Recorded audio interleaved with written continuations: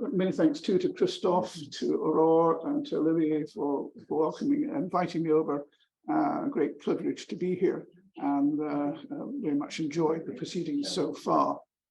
When the topic was first sent to me, it was sort of perplexed in Leeds was my response. You know, research in chemical weapons impossible. As the author of 6 books on the subject, was I a complete fraud? Was I simply confused? And adding a bibliography of 192 works on a chapter on chemical and biological terrorism, as chemical weapons have not been much studied, according to the panel, by social and human science research. I began to think this was a post-Brexit joke, you know. But of course, it can't apply historically, as Olivier has explained, and his archive-based history has been a creation in very specific and exceptional circumstances. I did, however, without advanced knowledge of Olivier's introduction, turn to my former student and colleague, Dr. Rachel Utley, who spent 30 years working on contemporary French defense issues. And she apprised me of some of the problems, the variable use of 50-year rules and 30-year rules, the declassification of 2008, then the 2011 reclassification and resealing of documents only in France, the presidential manuscripts holding all the decision-making documents for 50 years, and requests for, you know, even to see, you know, minor documents taking often 2 years or so to get access, bespoke access for private papers, the renumbering of released papers, the shroud of secrecy continues. As we say in the UK, Christophe, I feel your pain. However, not all was lost. There is, of course, French material in Allied archives and memoirs. In the interwar period, the Brits monitored allies as well as adversaries in their intelligence reports. The famous staff conference, as Olivier was mentioning, in 1939 on chemical warfare. There's French material in UN reports and papers. And of course, France did what no one else did on Ghouta. They actually published an intelligence report. You know, so who knows? Is this a start of things to come? Prospects may not be too bleak. But what I want to talk about this afternoon is the scope and range of British CW research, the value and openness of American sources, since I don't see why French scholars can't use them as well. And indeed, if the French problems are too difficult internally, then France, as a global player, could strike out on the international areas of CW research and explore some of those. The British CW experience, of course, spans a whole period, from the Hague conferences that we were hearing about this morning, all the way through to Novichok of a couple of years ago in Britain. It involved, of course, after the first major gas attack at Ypres, massive adaptation by the British forces. We were never as innovative as France or Germany during the Great War.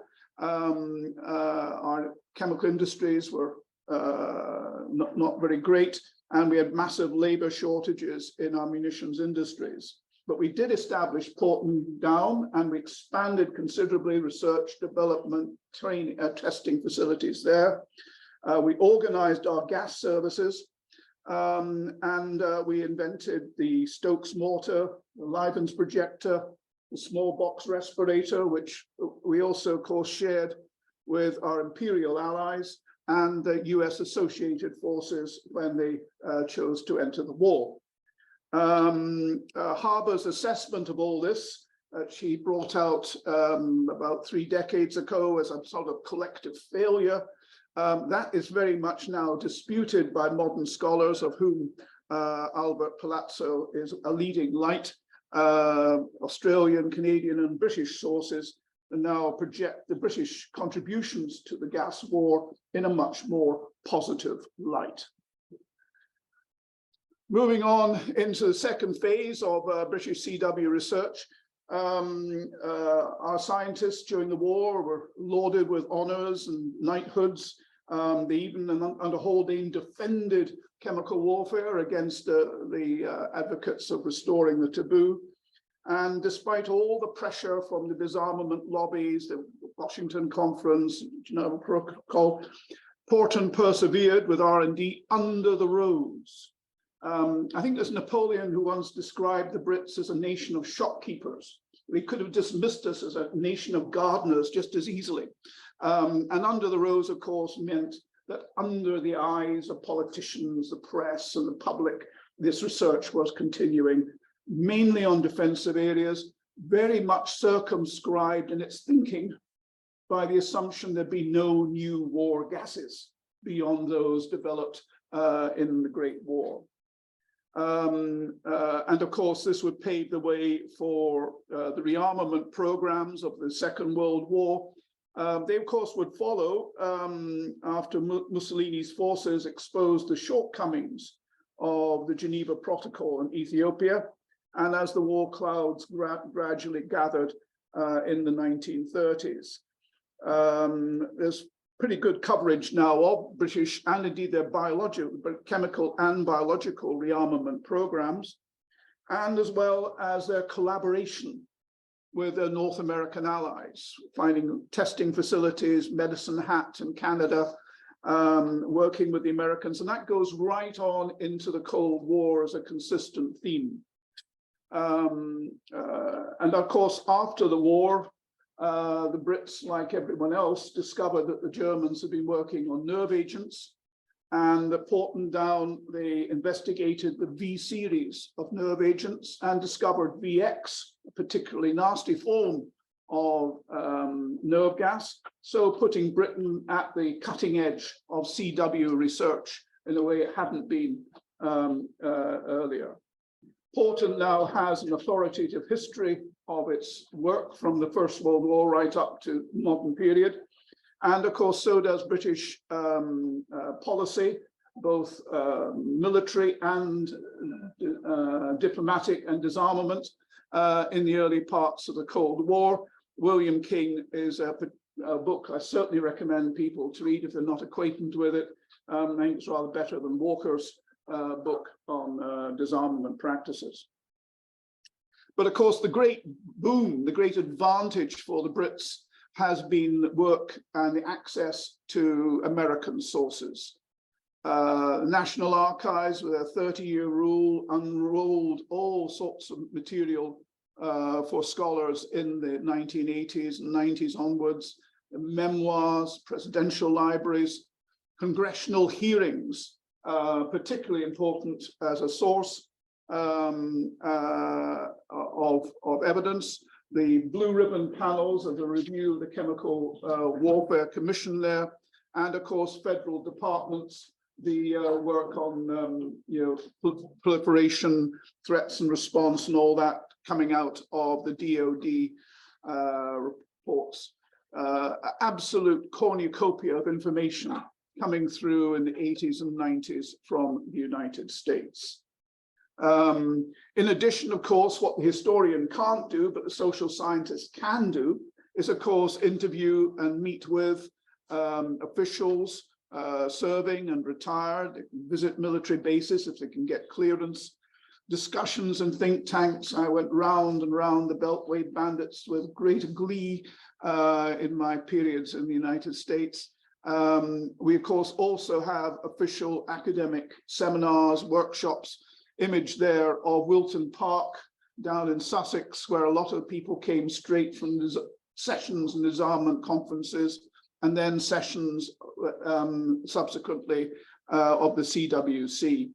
And the point about those sessions was not to get quotes from those individuals, but to get background feelings and impressions gleaned under what we happily call Chatham House rules in Britain, no attribution of sources. There are risks, of course, and we have always to be wary of officials who want to talk to outsiders, because many of the subjects tend to be politically contentious, and they were so in the 80s, binary rearmament, impressions of what the Soviets were up to, issues in connection with the CWC, Yellow Rain controversies and all the rest. Intelligence agencies in particular tend to make their findings public for a purpose. And as President Jacques Chirac said masterly and loftily, they tend to intoxicate each other. What a classical French phrase. And he is absolutely right. In France, not acceding to British and American requests in the Security Council to support the intervention in Iraq proved utterly catastrophic. And that memorable quote from David Kay, former UN inspector and head of the CIA's Iraq survey group, you know, we were almost all wrong about Saddam holding on to chemical weapons and concealing them. In respect of such allegations and inspections, of course, the United States intelligence has always been involved in supporting UN and more recently OPCW on-site inspections.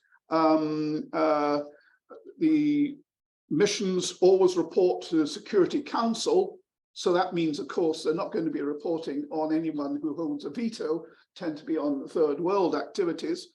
And of course, there were major findings in the 80s on the Iran-Iraq war and in Mozambique. Just to draw your attention there, not very nice piece of British kit, the CAM monitor for detecting mustard and nerve agent, very handy. Not a great deal of protection being worn by the inspectors there, but there we go. Yes, perhaps a rough and ready British approach. And of course, this will find it will not. These were bomb craters in Iran. They were surveying, and they found, of course, mustard and indeed for the first time tarbon in the first nerve agent findings in 1984. Mozambique. The argument was that they got there so late, the findings were more ambiguous.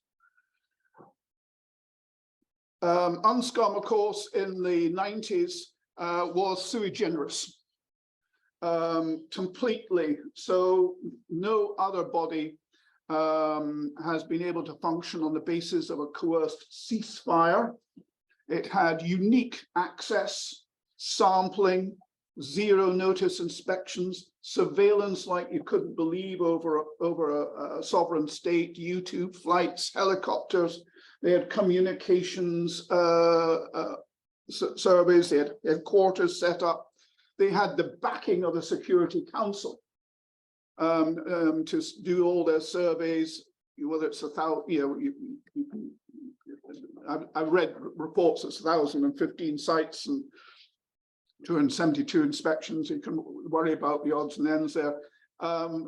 Huge effort. They used to argue they did more to destroy Saddam's CW capabilities than the bombing of the first Gulf War had ever done.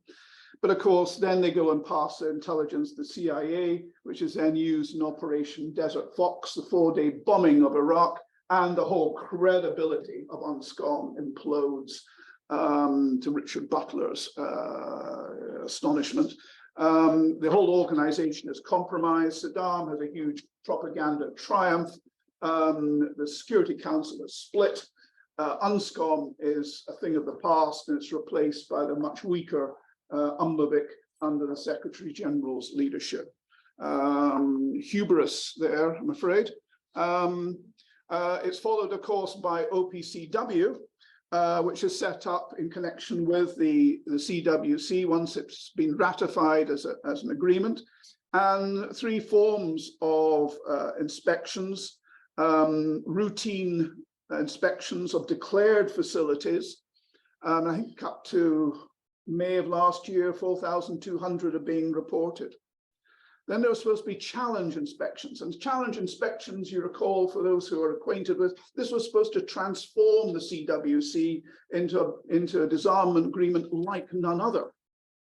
But of course, they were found to be so politically contentious that they were unused for most of the time. And finally, there are allegations of use inspections, and these actually have helped massively in terms of confirming the use of sarin in Ghouta and the use of Novichok in Salisbury. And again, of course, the OPCW undertook the disarmament of declared Syrian stocks in the midst of a civil war, which was quite a feat of logistics and considerable danger for some of the activists. It did expose some of the divisions within the OPCW, not least on where the chemicals were going to be destroyed. But nonetheless, the whole organization would bask in the award of the Nobel Peace Prize for 2013. But like all organizations, with your successes, you have some limitations. And it's worth remembering that all these inspections by the UN and the OPCW don't actually deter either Saddam's Iraq for continuing to use chemical weapons, and indeed threatening Tehran with the long-range missile threats towards the end of the war. Assad's Syria may have given up its sarin, but it hasn't given up, didn't give up its chlorine, and these will continue to be used in Syria. And of course, Putin's Russia has continued to use Novichok even after the British experience. The OPCW is also engulfed in controversy when its first Director General, Jose Bustani, is forced from office in what was called the US chemical coup, if you recall, led by John Bolton in 2002. I think this would be an excellent topic for French Institute, because he becomes the Brazilian ambassador in Paris. It's a marvelous interest in terms of the relationship between the superpower and multilateral international organizations. You know, we depend on the United States for so much, but of course, if we want to come up rough, then all the assumptions of shared visions and purposes that can be challenged. And so there is a gilt-edged opportunity for French research. Finally, I go back to the taboo, because this was part of my brief, as it were, the legacy of the Great War, as it's Singer's imagery. Of course, the great thing, everybody's used these images of blinded soldiers. They don't say that 87% of them actually recovered, and most of them were sent back to the front from the conjunctivitis. But you know, art can only show you a snapshot of the world. First use of gas, of course, is dubbed as frightfulness, one marvelous phrase by the Times. And of course, it becomes a propaganda tool to lure the United States, along with all the other German atrocities, into the war. And at the end of the war, despite being drenched in hypocrisy, since everybody else used chemical weapons, or the major powers at least, is used to punish Germany selectively at the end. The war and the post-war imagery, as Molly was referring, the art, the poetry, the cartoons, of which she knows a great deal, memoirs, fiction, all being part of the folk and cultural memory.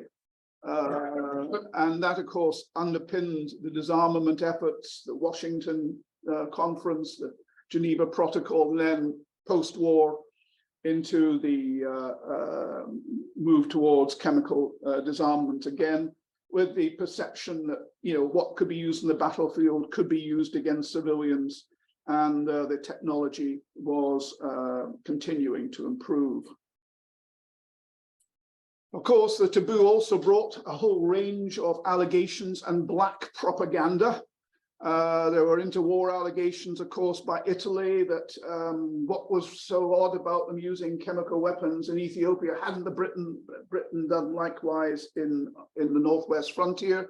Well, of course, some Brits wanted to do so on the northwest frontier. They did a lot of examining of the possibility of using it on the northwest frontier, but they didn't do it, not least because just after Amritsar, politically, it would have been catastrophic. But certainly allegations were there. There are fears of allegations in the Second World War, if you recall, when both Britain and the United States say to Russia and China respectively that we will retaliate in kind if you suffer further attacks. And the last thing we wanted to know was knowledge of further attacks by Russia or indeed China. And of course, the Chinese ones were all disavowed by the Roosevelt administration. Moving into the Cold War, of course, there are all these allegations then become Egypt, Vietnam, Yellow Rain. I'm not saying they're all wrong, but it all becomes part of political controversy. And then there's poor old George Bush, who as vice president had been sitting in charge of the Senate all through the 80s in these contentious binary debates, casting a critical vote in favor of the Reagan administration, and his elderly mother would be denouncing him from the sidelines to maximum embarrassment all around. Well, he wants at the end, of course, once he's president, to ban chemical weapons from the face of the earth in 1991, a nonsense evident then as it's turned out to be since. And finally, you get to the Novichok poisoning. Now, isn't this an iconic image of what happens in Britain when you have Novichok poisoning? You go straight down to the pub and you have a pint, you know, and who's to say that European lager and the large white wine didn't have therapeutic properties for the skipples, you know, and they survive their treatment at the hands of the NHS. Yes, the agent kills only 1 and incapacitates 4, but it spreads fear throughout the Russian emigre community. Bear in mind, 14 of them had already had unexpected deaths in Britain. It wasn't, you know, the best place for Russians to come and salt their billions of rubles if the KGB were after them. It imposed huge socioeconomic costs locally on the Salisbury region, diverted UK military, police resources. There was one extraordinary instance when poor old Sergeant Bailey, who actually turned the handle of the door, which had been covered in Novichok, he was in hospital. His wife and children were sitting beside him, and in comes the nurse in virtually a complete hazmat suit with a mask and a visor and gloves to give him his sandwich for lunch, you know, and they're sitting there without an ounce of protection, you know, but the good old National Health Service is, you know, protecting itself first, as we got to know during the lockdown as well. So it was an extraordinary effort, but to be fair, the Brits do eventually win the information war, get a huge body of international support for their efforts, expel a vast number of Russian diplomats, close some of their cultural offices, and of course the Russians retaliate in kind. So that's not entirely a win base. But the key point is that Russia uses the poison again in the Navalny case very soon afterwards. So the conclusion for French research, I suggest, if we can't do it nationally, you are an international country, international aspirations, as we've been told at this conference. So there's international CW inspections, who summons them, who controls them, who organizes, trains, budgets them, how are they conducted, what happens to the reports. This is all masses of information here that could be studied as well in France as anywhere else. The relations between a superpower and international organizations, that's absolute given. And then there's the OPCW itself. After 25 years, it's had to adapt, it's had to change its policies. Is it more likely to be more robust in the future than it has, even despite a relatively successful first 25 years in functioning? So I end on a positive note for French research. Thank you very much. So thank you very much.